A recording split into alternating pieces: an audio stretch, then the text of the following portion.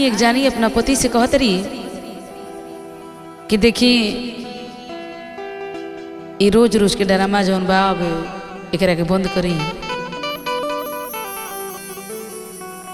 काहे कि रो जाना तनी कि नया समाचार बा। पत्नी अपना पति से कहत रही कैसे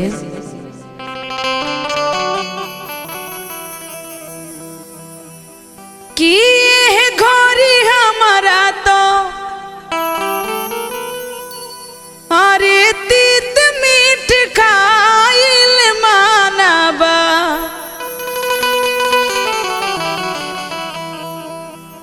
हो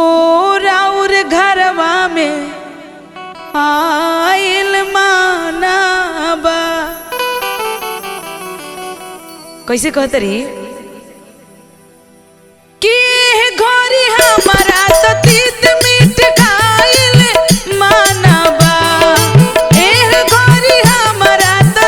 तीत मीठ खाइल मानबा, राउर घरवा में आइल मानबा, राउर घरवा में आइल मानबा, एह घोरी हमारा तो तीत मीठ खाइल मानबा, एह घोरी हमारा तो तीत मीठ खाइल मानबा, राउर घरवा में आइल मानबा, राउर घरवा में आइल मानबा।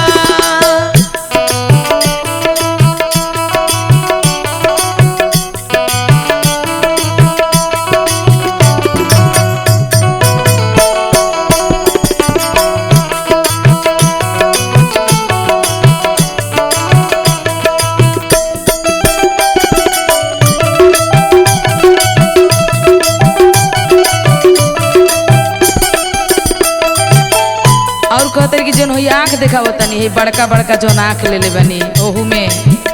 पता ना कौन नुक्स अजमैले बनी कि आँखवा राउर लाल लाल दिखता, लेकिन अब ना चली। कह तरीका